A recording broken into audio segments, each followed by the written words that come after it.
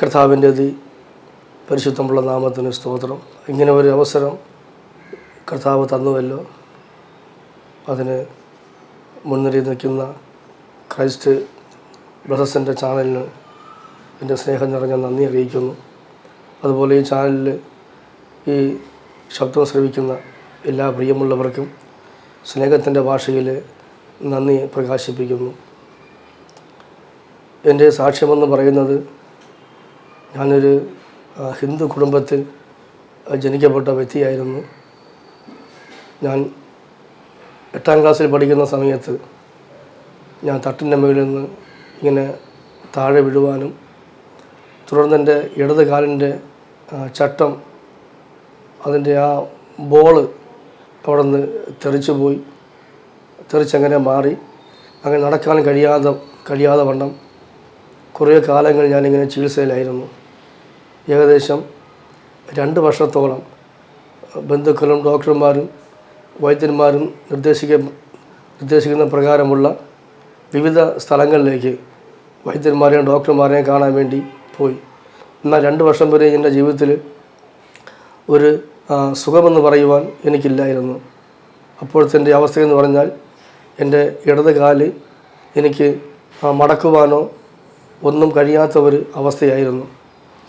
എങ്കിലും എൻ്റെ അമ്മയും പപ്പയും ബന്ധുക്കളൊക്കെ ഒരുപാട് ക്ഷേത്രങ്ങളിൽ എന്നെ ഓട്ട പിടിച്ചെന്നെ കൊണ്ടുപോകുന്ന പതിവുണ്ടായിരുന്നു. അവരാൽ ആവോളം നേർച്ചകളും പൂജകളും പൊങ്കാലകളും ഒക്കെ അർപ്പിക്കുവാൻ ഇടയായി തീർന്നു. അതുപോലെ സുഖം കിട്ടിയാൽ ശബരിമല എന്ന് ഇത്യാദി ക്ഷേത്രങ്ങളിലൊക്കെ എന്നെ കൊണ്ടുപോകാമെന്നൊക്കെ നേർച്ചകൾ നേരുവാൻ ഇടയായി തീർന്നു. എങ്കിലും രോഗിയായി കിടക്കുമ്പോൾ തന്നെ എൻ്റെ ഓർമ്മ ശരിയാണെങ്കിൽ 4 വർഷം ശബരിമലയിൽ പോകുവാൻ എന്നെ കൊണ്ടുപോയി രോഗിയായി കിടക്കുമ്പോൾ തന്നെ. എങ്കിൽ തന്നെ എനിക്ക് വളരെ മാറ്റമെന്ന് പറയുവാനില്ലായിരുന്നു. ഏകദേശം വർഷങ്ങൾ പിന്നിട്ട് പോയി. എന്നിട്ട് എനിക്ക് നടക്കാൻ കഴിയാത്ത ഒരു അവസ്ഥയായിരുന്നു. എങ്കിലും അവസാനം ബന്ധുക്കളുടെ ഒക്കെ നിർദ്ദേശപ്രകാരം ഞാനിങ്ങനെ എന്നെ മെഡിക്കലിലേക്ക് കൊണ്ടുപോയി. മെഡിക്കലിൽ കൊണ്ടുപോകുമ്പോൾ ഡോക്ടർമാർ പറഞ്ഞു ഓപ്പറേഷൻ ചെയ്യണം എന്ന് പറഞ്ഞു. അപ്പോൾ ആ ഓപ്പറേഷൻ ചെയ്യണം എന്ന് പറഞ്ഞ സമയത്ത് തന്നെ ഡോക്ടർമാർ പറഞ്ഞു അല്പം ഒരു വിഷയമാണ്, അതുകൊണ്ട് പപ്പയും അമ്മയും എല്ലാവരും പപ്പയും അമ്മയൊക്കെ ഒപ്പിടണം എന്ന് അവർ പറയുവാനിടയായി തീർന്നു. അപ്പോൾ അപ്പോഴത്തെ ആ സാഹചര്യത്തിൽ അമ്മയും പപ്പയും വല്ലാതെ പേടിച്ചു പോയി. എന്ന് പറഞ്ഞാൽ വേറെ എന്തെങ്കിലും സംഭവിക്കുമോ എന്ന് പറഞ്ഞ്, അപ്പോൾ ഡോക്ടറോട് ഇങ്ങനെ അമ്മയും പപ്പയും ഇങ്ങനെ പറഞ്ഞു.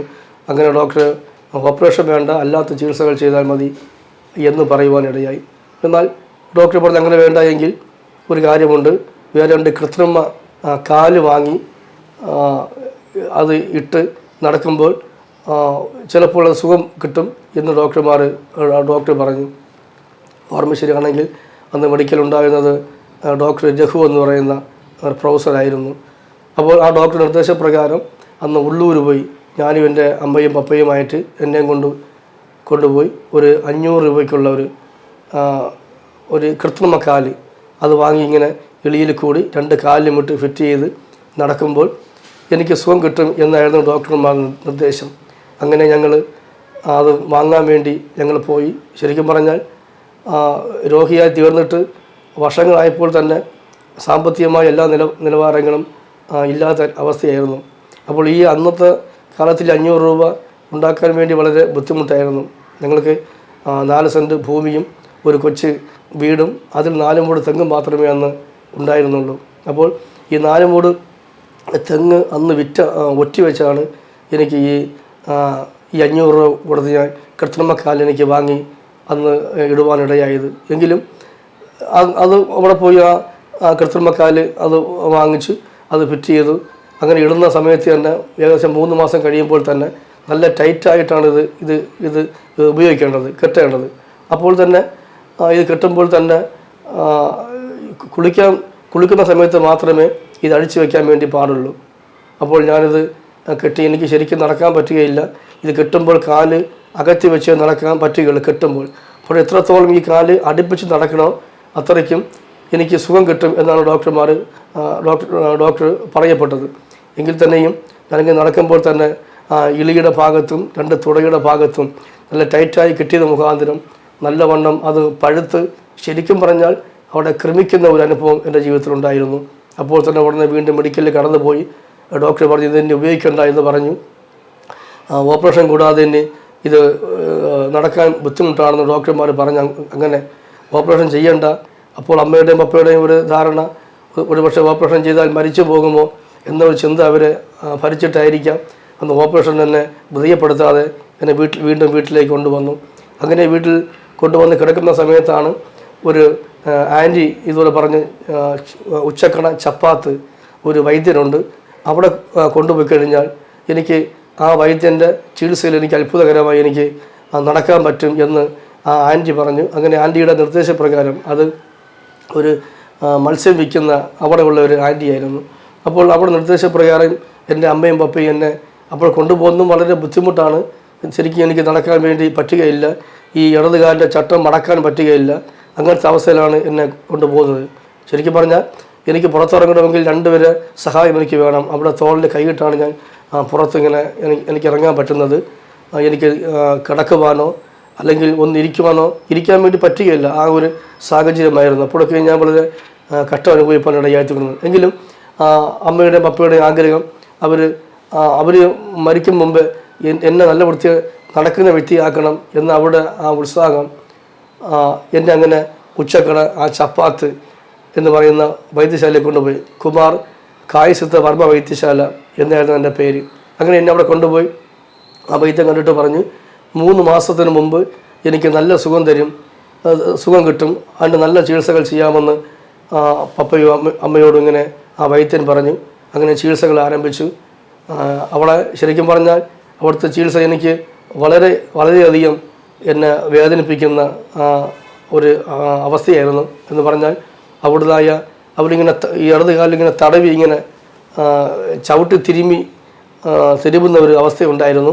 അപ്പോഴൊക്കെ ഞാൻ ഭയങ്കര നിലവിളിക്കുന്ന ഒരു അവസ്ഥയുണ്ട്. ഈ ചവിട്ടി തിരുമുന്ന എപ്പോഴെന്ന് കേട്ടാൽ ഈ തുറയിൽ നിന്നും എന്തെങ്കിലും സംഭവിച്ച ആൾക്കാർ വൈദ്യശാലയിലേക്ക് വരും എന്ന് പറഞ്ഞാൽ അടിപിടി കൂടി. അപ്പോൾ അവർ കൂട്ടപാലത്ത് വരുന്ന സമയത്ത് മാത്രമേ എന്നെ തടവുള്ളൂ. അത്രയ്ക്ക് എന്നെ കൈയും കാലിനും അവർ പിടിച്ച് നല്ലവണ്ണം വെച്ചിട്ടാണ് എന്നെ വൈദ്യൻ തടവുന്ന ഒരു അനുഭവം എനിക്കുള്ളത്.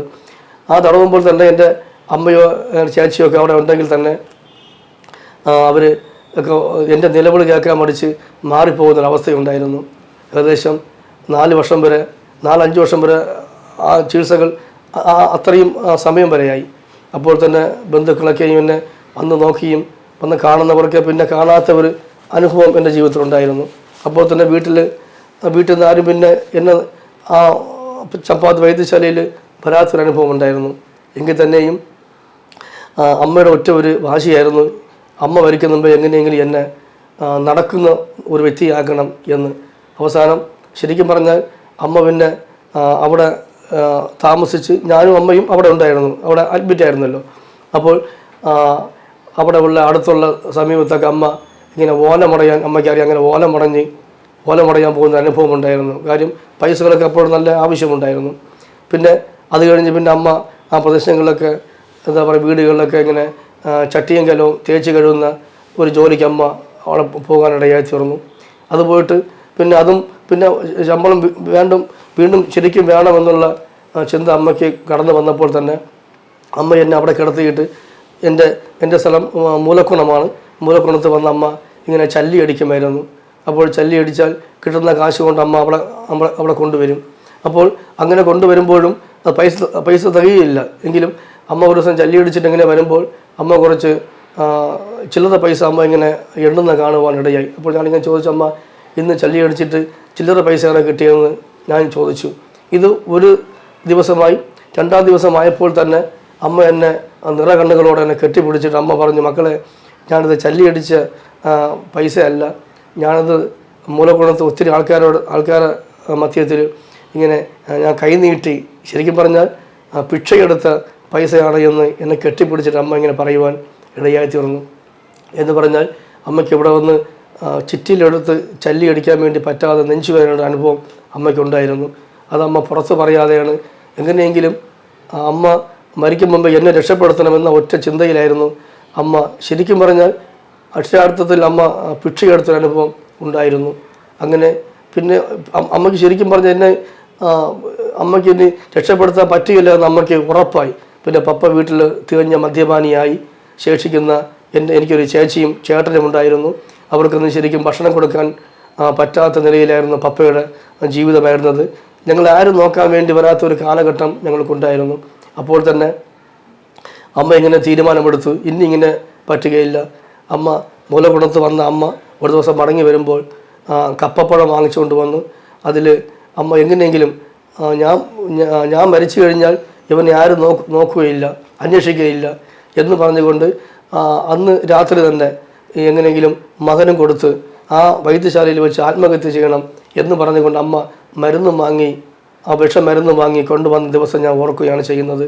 എന്നാൽ അമ്മ എന്നോടൊന്നും പറയാതെ അന്ന് രാത്രിയിൽ ഈ പഴത്തിനകത്ത് മരുന്ന് വെച്ച് രാത്രി എല്ലാവരും ഉറങ്ങിക്കിടക്കുമ്പോൾ എനിക്ക് തന്ന് അങ്ങനെ മരിക്കണമെന്ന് അമ്മ തീരുമാനിച്ച ഒരു രാത്രി ഉണ്ടായിരുന്നു. എന്നാൽ ആ രാത്രിയിൽ ഒത്തിരിയായിട്ട് അമ്മ കരയുകയും ഒത്തിരിയായിട്ട് എന്നോട് സംസാരിക്കുന്ന അനുഭവം എനിക്ക് ഉണ്ടായി. അപ്പോൾ ഞാൻ ചോദിക്കുകയും ചെയ്തു, അമ്മ എന്താണ് ഇത്രയ്ക്ക് നിങ്ങൾ ഇന്ന് പതിവില്ലാതെ നിങ്ങൾ ഒത്തിരി കരയുന്നു, പിന്നെ ചേച്ചിയെയും ചേട്ടനെയും പപ്പയും ഒന്ന് കണ്ടാൽ കൊള്ളാമായിരുന്നു എന്നൊക്കെ നിങ്ങൾ പറഞ്ഞ വിഷയം എന്താണ്? എനിക്കൊന്നും മനസ്സിലായില്ലായിരുന്നു. എങ്കിൽ തന്നെയും അന്ന് രാത്രി ആയപ്പോൾ അമ്മ ശരിക്കും എന്നെ ഉറങ്ങാൻ സമയത്ത് കണ്ണുനീരോടുകൂടെ എന്നെ കെട്ടിപ്പിടിച്ച് നമ്മളിട്ട് ഇങ്ങനെ ഉറങ്ങുവാനിടയായി തീർന്നു. അമ്മയുടെ ലക്ഷ്യം രാത്രി എല്ലാവരും ഉറങ്ങിക്കിടക്കുമ്പോൾ എന്നെ ഉണർത്തി ഈ പഴത്ത് ഇങ്ങനെ ഈ മരുന്ന് വെച്ച് അനന്തരം രണ്ടുപേർക്കും കഴിച്ചു മരിക്കുക എന്നുള്ള നിലവാരമായിരുന്നു. എന്നാൽ ശരിക്കും പറഞ്ഞാൽ അന്ന് രാത്രിയിൽ അമ്മയ്ക്കത് പരാജയമായി തീർന്നു. കാര്യം അമ്മയ്ക്ക് രാത്രി ഉണർന്ന് എണീക്കാൻ അമ്മയ്ക്ക് പറ്റിയില്ല, സുഖമായി കിടന്ന് ഉറങ്ങുവാൻ ഇടയായി തീർന്നു. എന്നാൽ പിറ്റേ ദിവസമായപ്പോൾ നമുക്ക് അന്ന് തന്നെ 2 മാസം കൂടുതൽ അടുത്തു, 2 മാസം കഴിഞ്ഞു. അപ്പോൾ തന്നെ വൈദ്യർ പറഞ്ഞിങ്ങനെ ഒരുപാട് പൈസ പെൻഡിങ് ഉണ്ട്, അതുകൊണ്ട് എത്രയും പെട്ടെന്ന് പൈസകൾ തന്നിട്ട് എന്നെ വീട്ടിൽ കൊണ്ട് പയ്യേ പറ്റുള്ളൂ, എനിക്കവിടെ ചികിത്സിക്കാൻ വേണ്ടി ഇനി പറ്റുകയില്ല എന്ന് അമ്മയോട് പറയുവാനും, അമ്മയെ ശരിക്കും പറഞ്ഞാൽ ആ വൈദ്യനും അവിടെ ഉള്ള വ്യക്തികളൊക്കെ അസഭ്യം പറയുവാനും, ശരിക്കും പറഞ്ഞാൽ 2-3 മണിക്കൂർ അമ്മയെ ഒരു മുറിക്കകത്ത് പൂട്ടിയിട്ട ഒരു അനുഭവം ജീവിതത്തിലുണ്ടായിരുന്നു. അപ്പോഴൊക്കെയും ഏത് ദൈവത്തെ വിളിച്ച് എങ്ങനെ പ്രാർത്ഥിക്കണം എന്നറിയാത്തൊരു അവസ്ഥയായിരുന്നു. എങ്കിലും അറിയാവുന്നുള്ള ദൈവങ്ങളെയൊക്കെ വിളിച്ചുകൊണ്ട് ഞാൻ ദൈവത്തോട് ഇങ്ങനെ കരയുവാനും പ്രാർത്ഥിക്കാനിടയായി. ദൈവമേ, എങ്ങനെയെങ്കിലും എൻ്റെ അവസ്ഥയ്ക്ക് ഒരു വ്യത്യാസം തരണമേ എന്ന്. അപ്പോൾ എങ്ങനെയെങ്കിലും ഇനി വീട്ടിൽ കൊണ്ടുപോകണം. എനിക്ക് അപ്പോഴും ശരിക്കും സുഖം കിട്ടിയില്ല. അവിടെ എന്താ പറയുക, ഒരു നരക തുല്യമായിരുന്നു. ശരിക്കും പറഞ്ഞാൽ അന്ന് തന്നെ അത് തടവാൻ വേണ്ടി എന്നെ കിടത്തി പ്ലാസ്റ്റിക് പേപ്പർ കട്ടിൽ വിരിച്ചിട്ടാണ് എന്നെ ഇത് കാല് മൊത്തവും ഇങ്ങനെ തടകുന്നത്. എന്നാൽ ആ കാലിൽ നിന്നും തോരാതെ ഇടുന്ന ആ മുക്കൂട്ടി എണ്ണ ഈ പ്ലാസ്റ്റിക്കിൽ കൂടി വന്ന് ഒരു കുഞ്ഞു ബക്കറ്റ് വെച്ചിട്ടുണ്ട്, ബക്കറ്റ് വീഴും. ഈ മുക്കൂട്ട് എനിക്ക് കുടിക്കാൻ തന്നത് എൻ്റെ ജീവിതത്തിൽ എനിക്ക് നല്ല ഓർമ്മയുണ്ട്. കാര്യം വേറെ പുതിയ എണ്ണ ഒരവസരം അങ്ങനെ വാങ്ങിച്ച് കുടിക്കാൻ വേണ്ടിയുള്ള പൈസ അന്നില്ലായിരുന്നു. അതുകൊണ്ട് ഈ എണ്ണ കുടിച്ചേ പറ്റുള്ളൂ. അതുകൊണ്ട് ഒരു കുപ്പി എണ്ണ അന്ന് 240 രൂപ വിലയാണ്. അപ്പോൾ ഇത് തന്നെ പുറത്തു വിടുന്നതും കുടിക്കുന്ന ഒരു അനുഭവം എൻ്റെ ജീവിതത്തിലുണ്ടായിരുന്നു. അത്രത്തോളം അവിടെ കിടന്ന് അങ്ങനെ വീണ്ടും ജീവിതം തന്നെ ശരിക്കും പറഞ്ഞാൽ മടുത്തു. അങ്ങനെ ഇരിക്കുമ്പോൾ തന്നെ അമ്മ പറഞ്ഞ് എങ്ങനെയെങ്കിലും വീട്ടിൽ കൊണ്ടുപോകണം, വീട്ടിൽ കൊണ്ടുവന്ന് എങ്ങനെയെങ്കിലും എന്തെങ്കിലും ജോലി ചെയ്ത് മരിക്കുന്നേരെ എന്നെ നോക്കാമെന്ന് ഉദ്ദേശിച്ച് അമ്മ വീട്ടിൽ വന്നിട്ട് എൻ്റെ പപ്പയോടൊക്കെ പറഞ്ഞ് ഈ വീടെന്നെ വിൽക്കണം. അപ്പോൾ വിൽക്കാമെന്ന് പറയുമ്പോൾ തന്നെ അന്ന് എനിക്ക് തോന്നുന്നു അവിടെ നല്ലൊരു തുക അന്ന് വൈദ്യശാലയിലായി. ഈ പൈസ കൊടുക്കാൻ വേണ്ടി ബന്ധുക്കളോ അല്ലെങ്കിൽ അമ്മയുടെ കയ്യിലോ ഒന്നും പൈസയില്ല. അപ്പോൾ ഇവിടെ വന്ന് അപ്പോൾ വിൽക്കാമെന്ന് പറയുമ്പോൾ തന്നെ അവരൊക്കെ പറഞ്ഞു, ഇനിയൊരു മൂത്തത് പെണ്ണാണ്, നീ വിറ്റ് കഴിഞ്ഞാൽ എങ്ങോട്ട് കൊണ്ടുപോകും, അതുകൊണ്ട് 4 സെൻറ്റും ഒരു കൊച്ചു വീടും ഉള്ളത് വിൽക്കേണ്ട, അത് ഒറ്റ വയ്ക്കാമെന്ന് പറഞ്ഞ് അങ്ങനെ ആ സമയത്ത് ആ 4 സെൻറ്റും ആ വീടും മറ്റൊരു വ്യക്തിക്ക് ഒറ്റ വെച്ച് അന്ന് കിട്ടിയ പൈസ കൂടെ കൊണ്ടുവന്ന് എന്നെ വൈദ്യശാലയെ കൊണ്ട് ഏൽപ്പിച്ചിട്ട് എൻ്റെ അമ്മ വീട്ടിൽ കൊണ്ടുവന്നു. ഞാൻ കിടക്കുന്ന സമയത്ത് അങ്ങനെ എനിക്ക് എന്ത് ചെയ്യാൻ പറ്റും? എനിക്കൊന്നും ചെയ്യാൻ പറ്റില്ല. എല്ലാ ദിവസവും പപ്പ മദ്യപിച്ചുകൊണ്ട് വന്ന് എന്നോട് ഇങ്ങനെ പറയാറുണ്ട്, നീ എനിക്ക് ജനിച്ചതിലാണ് ഈ കുടുംബം ഇത്രത്തോളം കട്ടതയിലായത്. ഇന്നിപ്പം ഇത് പ്രായപൂർത്തിയായി വന്ന ചേച്ചിയെ എങ്ങോട്ട് കെട്ടിച്ചയക്കും, നീ എല്ലാം തുലച്ചു എന്നൊക്കെ പപ്പ ഇങ്ങനെ പറയുന്ന അനുഭവം ഉണ്ടായിരുന്നു. അപ്പോഴൊക്കെയും എൻ്റെ ബന്ധുക്കളും പിന്നെ ഈ അമ്മയും ചേച്ചിയൊക്കെ അടുത്തുള്ള ക്ഷേത്രങ്ങളൊക്കെ പോവുകയും നിരവധി ഞാൻ എങ്ങനെയെങ്കിലും നല്ലവണ്ണം ഒന്ന് നടന്നു കാണേണ്ടതിന് അവരെ കൊണ്ട് കഴിയുന്നതൊക്കെ അവർ ചെയ്യുവാൻ ഇടയായി വന്നു. അവസാനം എനിക്ക് മനസ്സിലായി എൻ്റെ ജീവിതമാണ് ഈ കുടുംബത്തിൻ്റെ തകർച്ചയെന്ന്. അതുകൊണ്ട് ഞാനൊരു സന്ധ്യയ്ക്ക് എനിക്ക് നടക്കാൻ പറ്റിയില്ലെങ്കിലും ഞാനൊരു പേശയെടുത്ത് കൊടുത്തിട്ട് ആ പേശയുടെ എന്താ പറയുക മടക്കിൽ ഇങ്ങനെ ഇളിയിൽ ഞാനൊരു കൊച്ചു കയറുമെടുത്ത് ഞാൻ വെച്ച് ഞാൻ വൈകുന്നേരം ഒരു ചൊവ്വാഴ്ച ദിവസം സന്ധ്യയായപ്പോൾ ഞാൻ വീട്ടിൽ നിന്നും എനിക്ക് നടക്കാൻ ശരിക്കും പറഞ്ഞാൽ വയ്യ എങ്കിലും ഞാൻ പുറത്തു പോകുന്നു എന്ന് അമ്മയോട് കള്ളം പറഞ്ഞിട്ട് ഞാൻ ആരും കാണാതെ ഒരു പ്ലാവിൻ്റെ ചുവട്ടിലേക്ക് ഞാൻ പോയി. ഒരു തൈ പ്ലാവ് എനിക്ക് നേരത്തെ അറിയാമായിരുന്നു, എങ്കിലും നോക്കിയപ്പോൾ അത് കുറച്ച് മുകളിലേക്ക് ഒരു നല്ല കൊമ്പുണ്ടായിരുന്നു. ഞാൻ എങ്ങനെയെങ്കിലും അത് എന്താ പറയാൻ, ശരിക്കും പറഞ്ഞാൽ ഒരു 3/4 മണിക്കൂറിൽ കൂടുതലായിട്ട് ഞാൻ ആ പ്ലാവിലേക്ക് ഞാൻ എങ്ങനെയെങ്കിലും ഞാൻ ശ്രമിച്ച് ഞാൻ അത് വലിഞ്ഞു കയറി. അവിടെ ഇരുന്ന് ഞാനിങ്ങനെ എങ്ങനെയെങ്കിലും എനിക്ക് ആത്മഹത്യ ചെയ്യണം ഒറ്റ ചിന്ത മാത്രമേ ഉള്ളൂ. അങ്ങനെ എൻ്റെ എളിയുണ്ടായിരുന്ന ആ കയറെടുത്ത് ഞാൻ കൊമ്പിൽ ഒരു തല കെട്ടിയിട്ട് ഒരു തല എൻ്റെ കഴുത്തിൽ കെട്ടി ഞാനിങ്ങനെ ചാടാൻ വേണ്ടി ഞാൻ ശ്രമിക്കുമ്പോഴാണ് അങ്ങ് അകലെ നിന്നും ഒരു ബീഡി വലിച്ച് ബീഡി കത്തിച്ചാൽ എത്ര മാത്രം പുക വരും, എത്ര മാത്രം തീ വരും, ആ നിലയിൽ എൻ്റെ അടുത്തേക്ക് കടന്നു വരുന്നു. അപ്പോൾ എൻ്റെ ആ കൊച്ചു ബുദ്ധിയിൽ ഞാൻ ചിന്തിച്ചത്, അപ്പോഴൊക്കെ നമ്മുടെ പ്രദേശങ്ങളിൽ വീട്ടിലൊക്കെ ടോയ്ലറ്റ് കുറവാണ്. അപ്പോൾ ആരെങ്കിലും ഇങ്ങനെ സന്ധ്യയ്ക്ക് പുറത്തു പോകാൻ വേണ്ടി വരുന്നതാണ് എന്ന് ഞാൻ കരുതി ഞാൻ വീണ്ടും ആ കൊമ്പിൽ നിന്നും എൻ്റെ കഴുത്തിൽ നിന്നും ആ കയറ് ഞാൻ ഊരി എൻ്റെ കയ്യിൽ വെച്ച് ഞാൻ മിണ്ടാതിരിക്കുകയായിരുന്നു. പക്ഷേ ശരിക്കും പറഞ്ഞാൽ എൻ്റെ കണ്ണുകൊണ്ട് എനിക്ക് ഞാൻ അത് നല്ലവണ്ണം കണ്ട് ആ ഒരു സിഗരറ്റിൻ്റെ അല്ലെങ്കിൽ ആ ബീഡിയുടെ ആ ഒരു പ്രകാശം മാത്രം ഞാൻ ഇരിക്കുന്ന ആ പ്ലാവിൻ്റെ ചുവട്ടിൽ വന്ന് എനിക്ക് വേറെ ആരെയും ഞാൻ കണ്ടില്ല, ഒറ്റ വ്യക്തി ഞാൻ കണ്ടില്ല. അത് ആളാണോ എന്ന് പോലും എനിക്ക് സംശയമാണ്.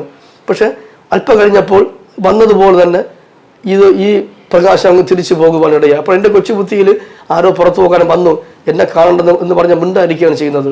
എന്നാൽ അന്ന് തന്നെ ആ പ്രകാശം എന്നെ വിട്ട് കടന്നുപോയി.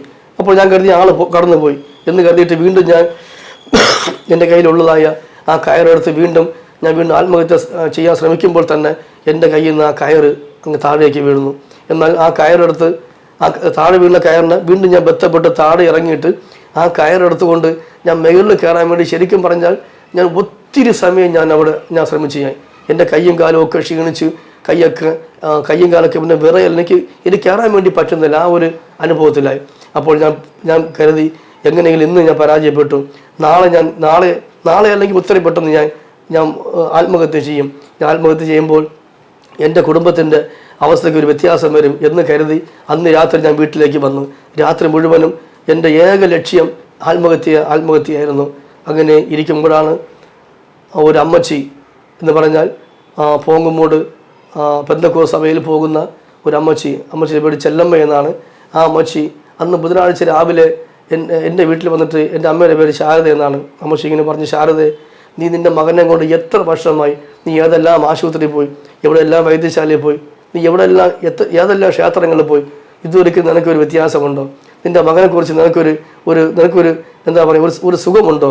ഈ ഒരു കാര്യം ചെയ്യും, ഞങ്ങൾ പോകുന്ന പോങ്ങുമൂട് പള്ളിയിൽ അവിടെ ഒരു പള്ളിയുണ്ട്, അവിടെ ഒരു പാസ്റ്ററുണ്ട്, ഒരു കാര്യം ചെയ്യാം, നമുക്ക് നിൻ്റെ മോനെ അങ്ങോട്ട് കൊണ്ടുപോകാം എന്ന് പറയുമ്പോൾ തന്നെ അമ്മയ്ക്ക് ഒട്ടും ഇഷ്ടമില്ലായിരുന്നു. കാര്യം ഈ ക്രിസ്ത്യാനിയെന്നോ പെന്തക്കോസ്തെന്നോ, കാര്യം ഞങ്ങൾ അത്രയ്ക്ക് ഞങ്ങൾ ഹിന്ദു ആ നിലയാണ് ഞങ്ങളുടെ ജീവിതം. അപ്പോൾ എങ്കിലും ഒരു കാശും ഇല്ലാതെ എല്ലാം നഷ്ടപ്പെട്ടാലും ശരിക്കും പറഞ്ഞാൽ ഒരു അല്പ കട്ടൻ ചായ പോലും കുടിക്കാൻ നിവൃത്തിയില്ലാതെ ആ സാഹചര്യത്തിൽ ഈ അമ്മച്ചി പറയുന്ന ഈ വാക്കുകൾ അമ്മയ്ക്ക് വളരെ വളരെ ഒരു പ്രത്യാശയാണ് എന്ന് പറഞ്ഞാൽ ഒരു വിശ്വാസമായി. കാര്യം പൈസയൊന്നും മുടക്കണ്ട, അവിടെ വന്ന് പ്രാർത്ഥിച്ചാൽ സുഖം കിട്ടും എന്ന് ഈ അമ്മച്ചി പറഞ്ഞ വാക്ക് അമ്മയ്ക്ക് പെട്ടെന്ന് ഒരു വലിയൊരു വിശ്വാസമായി തീർന്നു. അപ്പോൾ ഞങ്ങളിങ്ങനെ അമ്മ പള്ളിയിൽ കൊണ്ടുപോകാൻ പോകുന്നുവെന്ന് പപ്പയോടൊക്കെ പറയുമ്പോൾ അവരൊക്കെ വിലക്കി. പള്ളിയിൽ പോകേണ്ട, വേറെ എവിടെ പോയാലും കുഴപ്പമില്ല, എത്രയോ ക്ഷേത്രങ്ങളൊക്കെ ഉണ്ട്, അവിടെ കൊണ്ടുപോകാൻ വേണ്ടി പറയുമ്പോൾ അമ്മയ്ക്ക് അത് വിശ്വാസമായി തീർന്നില്ല.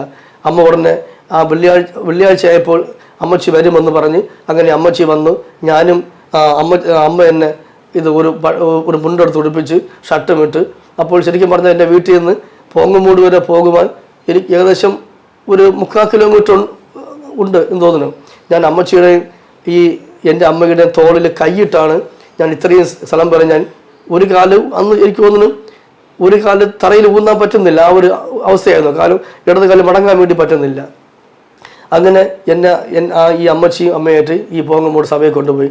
അന്ന് കൊണ്ടുപോയി ഏറ്റവും പുറകിൽ ഞാൻ പണ്ട് വരിയപ്പെട്ട ഒരു കസാരയാണ് കുട്ടക്കസാര, വയറ് വരിഞ്ഞ ഈ കുട്ടക്കസാരയിൽ ഞാനിങ്ങനെ ഇടത് കാലിങ്ങനെ നീട്ടി വെച്ച് ഞാൻ ഇരിക്കുകയായിരുന്നു.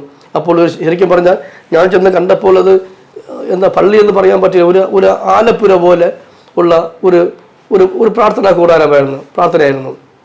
എന്നാൽ അവിടെയുള്ള പാസ്റ്റർ റോബർട്ട് എന്ന് പറയുന്ന ആ ദൈവദാസൻ അന്ന് വെള്ളിയാഴ്ച വന്ന് എനിക്ക് വേണ്ടി ശരിക്കും പ്രാർത്ഥിച്ചു. കർത്താവ് സൗഖ്യം തരും എന്നൊക്കെ വിശ്വാസത്തിൻ്റെ വാക്കുകൾ പറഞ്ഞു. എനിക്കൊരു പ്രാർത്ഥിച്ചു. അന്ന് എനിക്കൊരു മാറ്റമുണ്ടായില്ല. എങ്കിലും എനിക്കും പ്രാർത്ഥിക്കാനോ ഒന്നും അറിയുന്നില്ലെങ്കിലും ഞാൻ ദിവസത്തിൽ കരയുവാനും പ്രാർത്ഥിക്കാനിടയായി തീർന്നു. എങ്കിലും അന്ന് എന്താ പറയുക, അന്ന് പിന്നെ എൻ്റെ അമ്മച്ചിയും അമ്മയും എന്നെ വീട്ടിൽ കൊണ്ടുവന്ന് ഞായറാഴ്ചയും അമ്മച്ചി ഇതുപോലെ പറഞ്ഞു നീ വന്നേ പറ്റുള്ളൂ എന്നൊക്കെ. അമ്മയ്ക്കും എനിക്ക് ശരിക്കും നല്ല മനസ്സില്ല. എങ്കിലും ഞായറാഴ്ച എന്നെ അമ്മച്ചി വന്നു. അമ്മയുമായിട്ട് എന്നെ വീണ്ടും വെള്ളിയാഴ്ച കൊണ്ടുപോയതുപോലെ എന്നെ വീണ്ടും കൊണ്ടുപോയി. അങ്ങനെ ഞായറാഴ്ച അവളെ കൊണ്ടുപോയി.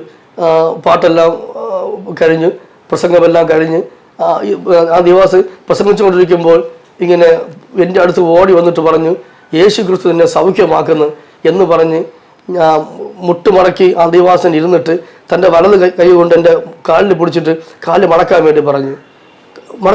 എനിക്ക് മടക്കാൻ പറ്റില്ല. കാര്യം വർഷങ്ങൾ കൊണ്ട് കാല് അങ്ങനെ സ്റ്റക്കായിരിക്കുക. എന്തോ നിശ്ചയമായിട്ടും മടക്കാൻ പറഞ്ഞപ്പോൾ തന്നെ ആ ദിവാസം പറയുമ്പോൾ തന്നെ എനിക്കറിയാം ആ ദിവാസൻ്റെ കണ്ണിൽ നിന്ന് ഇങ്ങനെ കണ്ണീര് ഇങ്ങനെ വീഴുന്ന ഞാൻ അനുഭവപ്പെട്ടു. ഇത് കാണുമ്പോൾ തന്നെ ഞാൻ താനെ അങ്ങ് കരിഞ്ഞു പോയി. അപ്പോൾ ഞാൻ ഇങ്ങനെ ഈ കാല് നീട്ടിയിട്ടിരിക്കുന്ന എൻ്റെ കാലിനെ ആ ദിവാസം പിടിച്ച് മടക്കിയപ്പോൾ ശരിക്കും പറഞ്ഞാൽ നിഷ്പ്രയാസമായിട്ട് കാലിങ്ങനെ മടങ്ങി എന്നത് എനിക്ക് തോന്നി. എനിക്ക് കാല് മടങ്ങി വന്നു. അപ്പോൾ മറ്റുള്ള വ്യക്തികൾ ഇരിക്കുമ്പോൾ കസാരയിൽ ഇങ്ങനെ ഇരിക്കാൻ വേണ്ടി പറ്റി. എനിക്ക് നല്ല ഒരു സുഖം കിട്ടിയെന്ന് എൻ്റെ മനസ്സിൽ തോന്നി. നല്ല വേദനയുണ്ട്. പക്ഷേ വേദനയെക്കാളും എനിക്ക് കാല് മടങ്ങി സൗഖ്യം കിട്ടിയെന്നുള്ള ഒരു വിശ്വാസം എനിക്ക് തോന്നി. ആ ദൈവാസം എൻ്റെ കയ്യിൽ പിടിച്ച് എന്നെ എഴുന്നേൽപ്പിച്ചു. ഞാൻ നിന്നു. മറ്റാളുടെ ശരീരത്തിൽ പിടിക്കാതെ ഞാൻ നടക്കാൻ തുടങ്ങി. എനിക്ക് നടക്കാൻ പറ്റുന്നു. എൻ്റെ കാല് വീണ്ടും ഇത് ഉയർത്തി വെക്കാൻ വേണ്ടി അങ്ങനെ എനിക്ക് പറ്റുന്നു. അപ്പോൾ ദൈവാസം എൻ്റെ കയ്യിൽ പിടിച്ച് എന്തൊന്നുമില്ലാതെ എന്താ പറയുക, അപ്പോൾ എൻ്റെ ജീവിതത്തിൽ എന്താണ് വന്നതെന്ന് എനിക്ക് അറിഞ്ഞുകൂടാ. ഞാൻ ആ ദിവാസം എൻ്റെ കൈ പിടിച്ച് ദിവാസം ചാടാൻ തുടങ്ങി. ശരിക്കും പറഞ്ഞാൽ ആ ഒരു ഓലപ്പുരയായി ആ പള്ളിക്കകത്ത് ശരിക്കും പറഞ്ഞാൽ ഓർമ്മശീൽ ഇറങ്ങി. പിന്നെ ആ കൂട്ടുവിശ്വാസം പറഞ്ഞത് ഇങ്ങനെയാണ്, 3/4 മണിക്കൂർ വരെ നിർത്താതെ ഞാനവിടെ ചാടി എനിക്കറിയാവുന്ന നിലയിൽ ഹല്ലേലൂയയും യേശുവേ എന്നൊക്കെ വിളിച്ച് 3/4 മണിക്കൂർ വരെ ഞാനവിടെ ചാടി ഇങ്ങനെ ആരാധിച്ചു എന്ന് പിന്നത്തെ വിശ്വാസം ഇങ്ങനെ പറയുവാൻ ഇടയായി തീർന്നു. എന്തായാലും എനിക്ക് വർഷങ്ങൾ കൊണ്ട് എന്താ പറയുക, ഡോക്ടർമാരും വൈദ്യന്മാരും ചികിത്സിച്ചിട്ട് എനിക്ക് ലഭിക്കാത്തത് ഒറ്റ പ്രാർത്ഥനയിൽ എനിക്ക് അന്ന് ലഭിക്കുവാൻ ഇടയായി തീർന്നു. അന്ന് ഒരു കാര്യം എനിക്ക് ഉറപ്പായി തീർന്നു, യേശു ക്രിസ്തുവാണ് ദൈവമെന്നും മറ്റു ദൈവങ്ങളില്ല എന്നും എനിക്ക് ഉറപ്പായി. കാര്യം 100 കണക്കിന് ദൈവങ്ങളെ പരിചയപ്പെട്ടും ആ ദൈവത്തിൻ്റെ അടുക്കലൊക്കെ പോയി. എൻ്റെ അമ്മ എന്ന് പറഞ്ഞാൽ ഓരോ ക്ഷേത്രങ്ങളിൽ പോകുമ്പോൾ അവർ കരയുന്ന കണ്ടാൽ എന്താ പറയാൻ എനിക്ക് പോലും സൈക്കിൾ. അങ്ങനെയാണ് മകന് വേണ്ടി അമ്മ എത്രയും പെട്ടെന്ന് സുഖം കിട്ടാൻ വേണ്ടി അമ്മ കരയുന്നത്. എന്നാൽ ഈ പള്ളിയിൽ പോയി ഈ ഒരു അവസ്ഥ എൻ്റെ ജീവിതത്തിൽ കടന്നു വന്നപ്പോൾ എനിക്ക് അത്ഭുതമായി തീർന്നു. അന്ന് മുതൽ എനിക്ക് നല്ലവണ്ണം പിന്നെ തിരിച്ചു പോകുമ്പോൾ ഞാൻ അമ്മയുടെ തോളിലോ അമ്മച്ചിയുടെ തോളിലോ ഞാൻ പിടിച്ചില്ല. ഞാൻ നിശ്ചയമായിട്ട് ഞാൻ നടന്നു തന്നെ ഞാൻ വീട്ടിലേക്ക് പോയി. വീട്ടിൽ വന്നപ്പോൾ തന്നെ എൻ്റെ പപ്പയ്ക്കും അമ്മയ്ക്കും ചേച്ചിക്കും വളരെ അത്ഭുതമായി തീർന്നു. എന്നെ കാണുന്ന എൻ്റെ ബന്ധുക്കൾക്ക് എൻ്റെ ദേശക്കാർക്കൊക്കെ വളരെ ഒരു അത്ഭുതമായി തീർന്നു. ശരിക്കും പറഞ്ഞാൽ ആ ഒരു വിടുതൽ എൻ്റെ ദേശത്തെ മാറ്റിമറിക്കുന്ന നിലയിൽ ആയിത്തീർന്നു. എങ്കിലും ഞങ്ങൾ പിന്നെ തുടർന്ന് ഞങ്ങൾ ഇങ്ങനെ പള്ളിയിൽ പോകാൻ വേണ്ടി പോകുമ്പോൾ ഒത്തിരി ബന്ധുക്കളൊക്കെ വിലക്കി. തൊട്ടടുത്ത് വലിയ CSC പള്ളിയുണ്ട്, തൊട്ടപ്പുറത്ത് RC പള്ളിയുണ്ട്. അവിടെയൊക്കെ ഇന്ന പള്ളിയിൽ മാത്രം ഈ പെന്തക്കോസ്ത് പള്ളിയിൽ നീ പോണ്ട എന്ന് വിലക്കാൻ ഇടയായി തീർന്നു. എങ്കിലും ഇല്ല, എനിക്ക് സുഖം തന്ന പള്ളി അതാണ് എന്ന് പറഞ്ഞ് ഞാനും അമ്മയും ആദ്യമായിട്ട് മുമ്പ് ഇറങ്ങി ആ പള്ളിയിൽ ഇങ്ങനെ പോകുവാനിടയായി തീർന്നു. എങ്കിലും അങ്ങനെ പള്ളിയിൽ പിന്നെ അങ്ങ് പോകുവാനിടയായി തീർന്നു. എല്ലാ ഞായറാഴ്ചയിലും വെള്ളിയാഴ്ചയും പിന്നെ ആ പള്ളിയിൽ പോയി പിന്നെ വചനങ്ങൾ കേട്ട് പാടി പ്രാർത്ഥിച്ചു.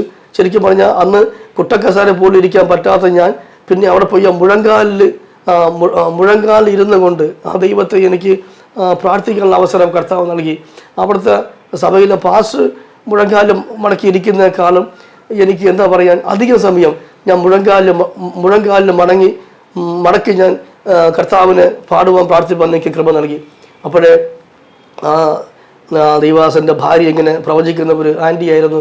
ആൻറ്റി ഇങ്ങനെ പറഞ്ഞു, നിന്നെ കർത്താവിൻ്റെ വേലയ്ക്ക് വേണ്ടി കണ്ടിരിക്കുകയാണ് ചെയ്യുന്നത് എന്ന് പറഞ്ഞ് എന്നെ ഒത്തിരി പ്രാർത്ഥിപ്പാനിടയായി തീർന്നു. അപ്പോൾ തന്നെ ദൈവവേലയും അല്ലെങ്കിൽ പെന്തക്കോസ്ത് എനിക്ക് ഇഷ്ടമില്ലാത്തിരുന്നു. അപ്പോൾ ഈ ഒരു സൗഖ്യം കിട്ടിയപ്പോൾ എനിക്ക് എന്താ പറയുക, ഈ ദൈവത്തെ വിട്ട് മാറാൻ എനിക്ക് പിന്നെ ഇഷ്ടമില്ലായിരുന്നു. അങ്ങനെ ക്രമേണ ഞാൻ പിന്നെ വിശ്വാസിയായി മാറി കർത്താവിനെ ജലത്തിൽ പരസ്യമായിട്ട് ഞാൻ സ്നാനം സ്വീകരിച്ചു. അങ്ങനെ എൻ്റെ ജീവിതത്തിൽ വന്ന ഈ സൗഖ്യം, ഈ വ്യത്യാസം എൻ്റെ ദേശത്തിൻ്റെ ഒരു വല്ലാത്ത ഒരു മുഖച്ഛായ മാറ്റി. ശരിക്കും പറഞ്ഞാൽ എൻ്റെ സൗഖ്യ മുഖാന്തരം ആദ്യം ഞാൻ, എൻ്റെ അമ്മ, പിന്നെ എൻ്റെ പപ്പ, അമ്മ, എൻ്റെ ചേച്ചി, പിന്നെ ബന്ധുക്കൾ പലര്, ദേശക്കാർ പലര്, ശരിക്കും പറഞ്ഞാൽ ആ ഹിന്ദു ഏരിയയായി മാറിയ ഈ ഒരു അനുഭവം ദൈവം മാറ്റി. അവിടെ ശരിക്കും പറഞ്ഞാൽ ഒരു കാലഘട്ടത്തിൽ 92 വിശ്വാസികളിൽ ആരാധിക്കുന്ന ഒരു ദൈവസഭ അവിടെ ഉണ്ടാകുവാൻ ഇടയായി തീർന്നു. അത്രത്തോളം ദൈവം ആ ദേശത്തെ കർത്താവ്, അടിയാൻ്റെ ആ സാക്ഷി മുഖാന്തരം കർത്താവ് എന്താ പറയുക, ഒരു വലിയ ദൈവപ്രവൃത്തി അവിടെ വെളിപ്പെടുവാനിടയായി. ഇന്നും ഞാൻ പാർക്കുന്ന മൂലക്കുണത്ത് ആ വാണിയംകൂട് എന്ന് പറയുന്ന ദേശത്ത് ഇന്നും നല്ല മനോഹരമായ ഒരു ഒരു ആലയവും അവിടെ പ്രവർത്തനങ്ങളും അവിടെ ഒത്തിരി ആൾക്കാർ വിശ്വാസികളായി തീർന്നത് എനിക്കറിയാം. എൻ്റെ ബന്ധുക്കൾ പലരും അവിടുത്തെ വിശ്വാസിയാണ്. അത് നിശ്ചയമായിട്ട് എനിക്കതിൽ വളരെ അഭിമാനമുണ്ട്, നിശ്ചയമായിട്ടും. എങ്കിലും വിശ്വാസിയായി പോകുന്ന കാലത്തിൽ തന്നെ ഞാനൊരു പെട്ടെന്ന് എനിക്ക് അന്നുണ്ടായിരുന്ന എൻ്റെ ജോലി എന്ന് പറഞ്ഞാൽ ടാപ്പിംഗ് ആയിരുന്നു. അങ്ങനെ ടാപ്പിംഗ് കഴിഞ്ഞ് ഞാൻ വരുന്ന സമയത്ത് ഒരു KSRTC ബസ് എന്നെ ഇങ്ങനെ തട്ടുവാനിടയായി തീർന്നു. ശരിക്കും പറഞ്ഞാൽ ദൈവമക്കളെ, നിശ്ചയമായിട്ടും അക്ഷരം പ്രതി ഞാനവിടെ ആ വണ്ടി ഇടിച്ച സമയത്ത് ഞാനിങ്ങനെ മരിച്ചു എന്ന് എന്നെ വന്ന് കണ്ട ആൾക്കാർ വിധി എഴുതി. എന്ന് പറഞ്ഞാൽ എൻ്റെ പുറത്ത് സൈക്കിളിൻ്റെ അടിയിൽ ഞാൻ കിടക്കുകയാണ്. എൻ്റെ പുറത്ത് KSRTC ബസ്സിൻ്റെ എന്താ പറയുക, ഒരു കാൽഭാഗം വരും തോന്നുന്നു ഇങ്ങനെ സൈക്കിളിൻ്റെ പുറത്ത് ഇങ്ങനെ കയറി നിൽക്കുന്ന ഒരു അനുഭവം എനിക്കുണ്ടായിരുന്നു. ശരിക്കും പറഞ്ഞാൽ എൻ്റെ ഇടത് കാലിൻ്റെ ഈ ചതയൊക്കെ ഈ KSRTC ബസ് ടക്കടെ ഈ ഡ്രൈവർ ബ്രേക്ക് ചവിട്ടിയപ്പോൾ ഇങ്ങനെ എന്നെ ഉരച്ചുകൊണ്ട് ഇങ്ങനെ കൊണ്ടുപോയി അല്പസമയം. അപ്പോൾ എൻ്റെ ഈ ഇടത് കാലിൻ്റെ ചതയൊക്കെ ആ റോഡിൻ്റെ ആ കുഴികളിലൊക്കെ ഇങ്ങനെ ആയി. അതെന്നെ കൊണ്ടുപോയതിനു ശേഷം അതൊക്കെ കാക്കകൾ വന്ന് കൊത്തിപ്പറക്കി കൊണ്ടുപോയി എന്ന് എൻ്റെ ബന്ധുക്കളും കണ്ടവരും പറയുവാനിടയായി തീർന്നു. ശരിക്കും പറഞ്ഞാൽ കാട്ടാക്കട PNM ആശുപത്രി കൊണ്ടുപോകുമ്പോൾ ഡോക്ടർമാർ നോക്കിയിട്ട് മരിച്ചു എന്ന് തന്നെ അവർ ഉറപ്പിച്ചു പറഞ്ഞു. എങ്കിലും എൻ്റെ ബന്ധുക്കൾക്കൊന്നും അത് വിശ്വസിപ്പാൻ പറ്റിയില്ല. എന്നെ മെഡിക്കലിൽ കൊണ്ടുപോയി എന്നെ നോക്കുമ്പോഴും ഡോക്ടർമാർ പറഞ്ഞു ഇത് മരിച്ചുപോയി എന്ന് അവർ തീർത്തും എൻ്റെ ബന്ധുക്കളടുത്ത് പറഞ്ഞു. എൻ്റെ എന്താ പറയുക, എൻ്റെ ബന്ധുക്കളൊക്കെ ഭയങ്കര നിലവിളിയൊക്കെ ആയിരുന്നു. അപ്പോൾ അവിടെ നിലവിളിയും അവിടുതായ പ്രശ്നങ്ങളൊക്കെ ഒന്ന് ഒഴിവാകേണ്ടതിന് ഡോക്ടർമാർ എന്നെ മാറ്റി നിർത്തി എന്നെ ചികിത്സിക്കുമ്പോൾ അവർക്ക് എൻ്റെ യാതൊരു ഭാഗത്ത് അല്പം ജീവനുണ്ട് എന്ന് അവർക്ക് മനസ്സിലാക്കാനിടയായി തീർന്നു. ഉടനെ തന്നെ എന്നെ എമർജൻസി ഓപ്പറേഷൻ തിയേറ്ററിലേക്ക് കയറ്റി എന്നെ നോക്കുമ്പോൾ എൻ്റെ വയറിങ്ങനെ വയറിങ്ങനെ കലങ്ങിപ്പോയി. എൻ്റെ ഈ ഇടത് കാലിൻ്റെ ഈ ചതയൊന്നും ഇല്ല, അസ്ഥി കാണാം, ആ നിലയായിരുന്നു. എങ്കിലും ഉടനെ തന്നെ എൻ്റെ വയറ് തുറന്ന് ഒരു ഓപ്പറേഷൻ ചെയ്യാനിടയായി തീർന്നു. അപ്പോൾ വയറ് തുറന്നപ്പോൾ ഓപ്പറേഷൻ ചെയ്യുമ്പോൾ തന്നെ എനിക്ക് എന്താ പറയുക, എനിക്ക് ജീവൻ കിട്ടുമോ എന്ന് പോലും ഡോക്ടർമാർ പറഞ്ഞു. ഇത് പ്രതീക്ഷിക്കേണ്ടതെന്നാണ് ഡോക്ടർമാർ പറഞ്ഞത്. ഓപ്പറേഷൻ ടക്കനെ എന്നെ ചെയ്യുവാനിടയായി തീർന്നു. അതുപോലെ ശരീരത്തിൻ്റെ ഭാഗത്തു നിന്നൊക്കെ തൊലിയൊക്കെ വെട്ടിവെച്ചു. എൻ്റെ അസ്ഥി കാണുന്ന ഭാഗത്തൊക്കെ അങ്ങനെ അവർ വെച്ചു. വലിയൊരു സർജറി എനിക്ക് ചെയ്യുവാനിടയായി തീർന്നു. അങ്ങനെ എമർജൻസി ICU യൂണിറ്റിൽ 29 ദിവസം ഞാനൊരു ഒരു ശവം കണക്കിന് ഞാൻ അവിടെ കിടക്കുവാനിടയായി തീർന്നു. അപ്പോൾ ഡോക്ടർമാർ പറഞ്ഞു, ആരും ICU യൂണിറ്റ് വിട്ടുപോകല്, എപ്പോഴും എന്താ സംഭവിക്കാം എന്ന് പറയുന്ന ഒരു സ്റ്റേജ് എൻ്റെ ജീവിതത്തിലുണ്ടായിരുന്നു. അപ്പോഴൊക്കെയും വീണ്ടും എൻ്റെ അമ്മയും പപ്പയും ചേച്ചിയും ചേട്ടനും ഞാൻ പോകുന്ന സഭയിലെ പാസ്റ്ററും പിന്നെ വിശ്വാസികളും എന്നെ അറിയപ്പെട്ട ഒത്തിരി ആൾക്കാർ എനിക്ക് വേണ്ടി നിരവധി സ്ഥലങ്ങളിലിരുന്ന് നിലവിളിക്കുവാനും പ്രാർത്ഥിപ്പാനും ഇടയായി തീർന്നു. അപ്പോൾ അമ്മ പറഞ്ഞ ഒറ്റ വിഷയമേ ഉള്ളൂ, യേശുവേ, എൻ്റെ മകൻ്റെ ജീവിതത്തിൽ ഒന്നും സംഭവിക്കാതെ പുറത്തു വന്നാൽ എൻ്റെ മകൻ കർത്താവിൻ്റെ വേല ചെയ്തു കൊള്ളാം എന്ന് അമ്മ നിലവിളിച്ച് ദൈവത്തോട് പ്രാർത്ഥിപ്പാനൊക്കെ ഇടയായി തീർന്നു. അമ്മയുടെയും മറ്റുള്ള വെച്ചുള്ള പ്രാർത്ഥനയായിരിക്കാം 29 അന്ന് എൻ്റെ എൻ്റെ കാലിൻ്റെ വിരലുകളും കൈയിൻ്റെ വിരലും കൺപോളയൊക്കെ ചെറുതായിട്ടൊന്ന് ചലിപ്പാനിടയായി തീർന്നു. അങ്ങനെ ചലിച്ച അനന്തരമായിട്ട് പിന്നെ കുറേ ദിവസം കഴിയുമ്പോൾ അവിടെ നിന്ന് എന്നെ വീണ്ടും വാർഡിലേക്ക് ആക്കി. എങ്കിലും ഡോക്ടർമാർ പറഞ്ഞു, എങ്കിലും നല്ലവണ്ണം എന്നെ നോക്കണം, എങ്കിലും ചില വിഷയങ്ങളൊക്കെ ഉണ്ട് എന്നൊക്കെയും പറയുവാനിടയായി തീർന്നു. എങ്കിലും ശരിക്കും പറഞ്ഞാൽ ഡോക്ടർമാർ അവിടെയും രക്ഷയില്ല എന്ന് വിധി എഴുതിയ സമയത്ത് അനേകരുടെ പ്രാർത്ഥനയുടെ ഫലമായിട്ട് എനിക്ക് വീണ്ടും ആയുസ്സോടുകൂടെ എൻ്റെ വീട്ടിലേക്ക് വരുവാനിടയായി തീർന്നു. ശരിക്കും പറഞ്ഞാൽ അവിടെ കിടക്കുന്ന സമയത്ത് എനിക്ക് വേണ്ടി മറ്റ് എൻ്റെ ഇപ്പോൾ മരിച്ച് കൊണ്ടുവരുമ്പോൾ തന്നെ ചെയ്യേണ്ട ആ കാര്യങ്ങളൊക്കെ ശരിക്കും പറഞ്ഞാൽ അത് ആ ഒരു നിലവാരങ്ങൾ എൻ്റെ വീട്ടിൽ ആ ഒരു ഒരുക്കത്തിൻ്റെ അനുഭവങ്ങളൊക്കെ എൻ്റെ വീട്ടിലായിരുന്നു. അത്രത്തോളം എൻ്റെ സ്ഥിതി വളരെ മോശമായി തീർന്നു. എങ്കിലും അനേകരുടെ കണ്ണുനീരും പ്രാർത്ഥനയായിരിക്കാം, അല്ലെങ്കിൽ കർത്താവിൻ്റെ വേല ഞാൻ ചെയ്യണം എന്നുള്ളത് കൊണ്ടായിരിക്കാം കർത്താവ് എനിക്ക് അവിടെയും എൻ്റെ ജീവനൊരു ഹാനിയും വരാതെ കർത്താവ് എന്നെ അവിടെ പരിപാലിച്ചു. എങ്കിലും ഡോക്ടർമാർ ഇങ്ങനെ പറഞ്ഞു, ആ വണ്ടി ആക്സിഡൻറ്റിൽ എനിക്ക് സംഭവിച്ച ഒറ്റ വിഷയം മാത്രമേ ഉള്ളൂ, എനിക്ക് ഒരുപക്ഷെ വിവാഹം കഴിഞ്ഞാൽ തലമുറകൾ ജനിക്കത്തില്ല എന്ന് എന്നെ ചികിത്സിച്ച ഡോക്ടർ ഇങ്ങനെ പറയുവാനിടയായി തീർന്നു. എന്ന് പറഞ്ഞാൽ ഒരു വലിയൊരു ഓപ്പൺ സർജറിയാണ് എനിക്ക് അന്നുണ്ടായിരുന്നത്. അങ്ങനത്തെ ഒരു നിലവാരമായിരുന്നു, അങ്ങനത്തെ ഒത്തിരി കംപ്ലൈൻ്റ് ആയിരുന്നു. അപ്പോൾ അന്ന് എൻ്റെ ജീവനെ പിടിച്ച് ഒരുപക്ഷെ രക്ഷപ്പെടുത്താൻ വേണ്ടിയായിരിക്കാം അവർ വേഗത്തിൽ ചെയ്തു എന്ന് ആണ് അവർ പറയപ്പെട്ടത്. അതിൻ്റെ ആ ഓപ്പറേഷൻ അങ്ങനെ ചെയ്തതിൻ്റെ ഒരു വിഷയം എൻ്റെ ജീവിതത്തിൽ പിന്നെ ഉണ്ടായിരുന്നു. എന്തൊക്കെയായാലും പിന്നെ കർത്താവിനെ സൗഖ്യമാക്കി എഴുന്നേറ്റ് നടന്നു. പിന്നെ എനിക്ക് അധ്വാനിക്കാൻ പോകാനൊക്കെ എനിക്ക് സുഖം കർത്താവ് തന്നു. പിന്നെ കർത്താവിൻ്റെ വേലയിൽ ഞാൻ ആകുവാൻ ഇടയായി തീർന്നു. പിന്നെ ബൈബിൾ കോളേജ് പഠിക്കാനൊക്കെ എനിക്ക് ദൈവം ഭാഗ്യം നൽകി. ഒത്തിരി സ്ഥലങ്ങളിൽ സാക്ഷി പറയാൻ എനിക്ക് കർത്താവ് ഭാഗ്യം നൽകി. അപ്പോൾ എല്ലാ ചെറുപ്പക്കാരുടെ ആഗ്രഹം പോലെ എനിക്ക് വിവാഹം കഴിക്കുമെന്ന് വലിയ താല്പര്യമുണ്ടായി. ഇങ്ങനെ കുഞ്ഞുങ്ങൾ ജനിക്കത്തില്ല എന്ന് പറഞ്ഞാൽ ഒരു അമ്മമാരും ഇങ്ങനെ അമ്മമാരും അപ്പന്മാരും കഴിപ്പിക്കത്തില്ല. അതുകൊണ്ട് ശരിക്കും പറഞ്ഞാൽ ഈ ഒരു സത്യം മറച്ചു വെച്ചിട്ട് ഒരു പെൺകുട്ടിയെ ചെന്ന് കാണുവാനും വിവാഹം കഴിയുവാനിടയായി തീർന്നു. അങ്ങനെ 3 വർഷക്കാലം വിവാഹം കഴിഞ്ഞ അനന്തരം കുഞ്ഞുങ്ങൾ എനിക്ക് ഉണ്ടായില്ല. എനിക്ക് നല്ലവണ്ണം അറിയാം കുഞ്ഞുങ്ങൾ ജനിക്കത്തില്ല, ഡോക്ടർ പറഞ്ഞതല്ലേ, അത്രത്തോളം കംപ്ലൈൻറ്റ് എനിക്കന്ന് ഉണ്ടായിരുന്നു. എങ്കിലും കൃപയാൽ 3 വർഷക്കാലം അത് മറച്ചു വെപ്പാനിടയായി തീർന്നു. എങ്കിലും ഒരു ദിവസം എൻ്റെ ഭാര്യയോട് ഞാൻ അങ്ങനെ ആ സത്യം ഇങ്ങനെ പറയുവാനിടയായി തീർന്നു. അത് മാത്രമല്ല, ഒരു സഭായോഗത്തിന് ഒരു ആലയത്തിൽ പോയപ്പോൾ എൻ്റെ ഭാര്യയ്ക്ക് എങ്ങുമില്ലാത്ത ഒരു വിഷയം അവിടെ ഉണ്ടായി. കാര്യം വേറെ ദേവാസൻ്റെ കുഞ്ഞിനെ എൻ്റെ ഭാര്യ എടുത്ത കാരണത്താൽ അങ്ങനെ വഴക്ക് പറഞ്ഞ് അവളങ്ങനെ നിലവിളിച്ചുകൊണ്ട് വീട്ടിലേക്ക് ഓടിയ ഒരു അനുഭവം എൻ്റെ ഭാര്യയ്ക്കുണ്ടായി. അന്ന് രാത്രി മുതലാണ് ഞാൻ അങ്ങനെ രാത്രി അവിടുത്തെ വിഷയമൊക്കെ ഞാൻ ഇങ്ങനെ തുറന്ന് പറയുവാനിടയായി തീർന്നു. അന്ന് രാത്രി മുതൽ ശരിക്കും പറഞ്ഞാൽ അലാറം ഞങ്ങളിങ്ങനെ 12 മണിക്ക് ഞങ്ങളിങ്ങനെ അലാറം വെച്ചിട്ട് എല്ലാ ദിവസവും ഒരു ദിവസം പോലും ഇല്ലാതെ 6 മാസക്കാലം ഞങ്ങളിങ്ങനെ ഈ അബ്രഹാമിൻ്റെ സാറായിയുടെ വിഷയവും ഇങ്ങനെ ഹന്നയുടെ വിഷയമൊക്കെ ഞങ്ങളിങ്ങനെ പറഞ്ഞ് ദൈവസ്ഥലിൽ മുട്ടിപ്പായിട്ട് കരത്തോട് കോർത്ത് പിടിച്ചുകൊണ്ട് പ്രാർത്ഥിച്ച്, കർത്താവ് ഈ സാറയുടെ നിർജീവ അവസ്ഥയിലും ദൈവം അത്ഭുതം ചെയ്തുവല്ലോ, അങ്ങനെയാണെങ്കിൽ അവൾ പ്രാർത്ഥിച്ചു, എൻ്റെ ചേട്ടൻ്റെ വിഷയത്തിൽ ഞാനും പ്രാർത്ഥിച്ചു. അങ്ങനെ 6 മാസം എൻ്റെ ഓർമ്മ ശരിയാണെങ്കിൽ ഒരു ദിവസം പോലും ഞങ്ങൾ മുടങ്ങിയൊന്നും എനിക്ക് തോന്നുന്നില്ല. അങ്ങനെ ഞങ്ങൾ മുടക്കം വരാതെ ഞങ്ങളിങ്ങനെ അലാറം വെച്ച് ഇങ്ങനെ ദൈവത്തോട് കരയുവാനിടയായി തീർന്നു. അതിൻ്റെ ഫലമായിട്ട് ഡോക്ടർമാർ വിധികളെ മാറ്റിക്കൊണ്ട് കുഞ്ഞുങ്ങൾ ജനിക്കത്തില്ല എന്ന് പറയപ്പെട്ട ആ നിലവാരങ്ങളെ മാറ്റിക്കൊണ്ട് നിശ്ചയമായിട്ടും എൻ്റെ ഭാര്യ അങ്ങനെ അവൾ ഗർഭിണിയാകുവാൻ ഇടയായി തീർന്നു. ശരിക്കും പറഞ്ഞാൽ ഒത്തിരി പറയാൻ വേണ്ടി ഉണ്ട്. എന്നാൽ എൻ്റെ മൂത്ത ചേച്ചിക്ക് ഒരു മോള് മാത്രമാണ്. രണ്ടാമത്തെ എൻ്റെ ചേട്ടന് 2 ആൺകുഞ്ഞുങ്ങൾ മാത്രമാണ്. എന്നാൽ എനിക്ക് സ്വർഗത്തിലെ ദൈവം 3 പെൺകുഞ്ഞുങ്ങളെ തരുവാൻ കർത്താവിന് ഇഷ്ടം തോന്നി. നിശ്ചയമായിട്ടും രണ്ടാമത്തെ കുഞ്ഞിൻ്റെ ആ ഡെലിവറിക്കും ആദ്യം ഗർഭിണി ആണെന്ന് ഡോക്ടർമാർ പറഞ്ഞു SAT ഹോസ്പിറ്റലിലേക്ക് പോകുമ്പോൾ. അപ്പോൾ തന്നെ നിശ്ചയമായിട്ടും രണ്ടാമത്തെ കുഞ്ഞ് 5.25 മാസം കഴിയുമ്പോൾ വീണ്ടും സുഖമില്ലാതെയായി വയറുവേദന വന്ന് എൻ്റെ ഭാര്യയെ SAT കൊണ്ടുപോകുമ്പോൾ ഡോക്ടർ പറഞ്ഞത് ഇങ്ങനെയാണ്, ഗർഭിണിയല്ല, ഇതൊരു വലിയൊരു മുഴയാണെന്ന് പറഞ്ഞ് അങ്ങനെ അവിടെ വെച്ച് എൻ്റെ ഭാര്യയ്ക്കൊരു ഓപ്പറേഷൻ ഉണ്ടായി.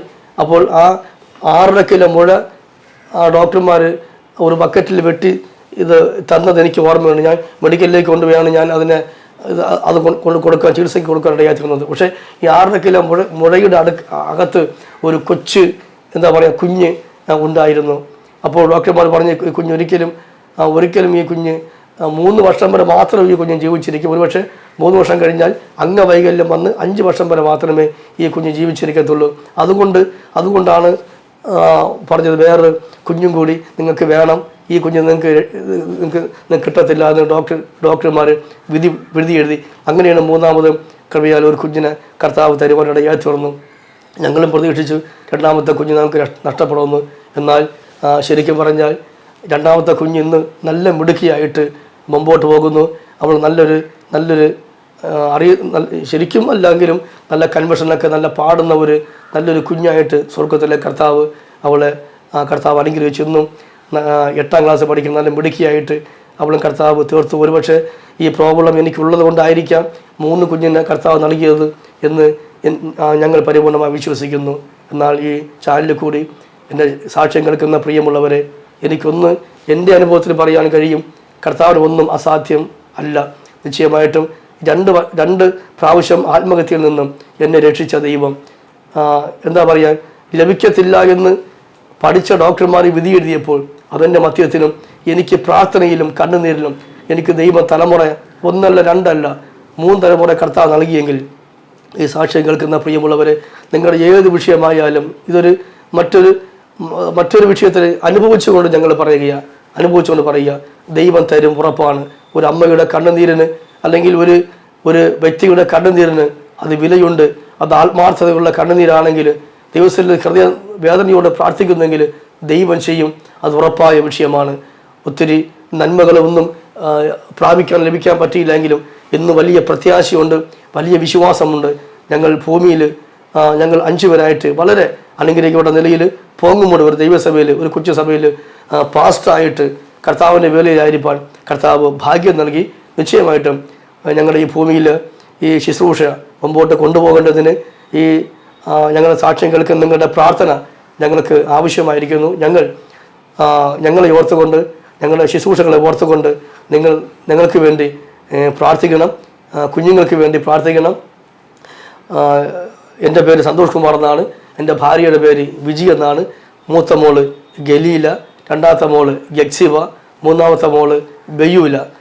മൂത്ത മോള് +1 പഠിക്കുന്നു, 2ാമത്തെ മോള് 8ാം സ്റ്റാൻഡേർഡ്, 3ാമത്തെ മോള് പഠിക്കുന്നത് 6ലാണ്.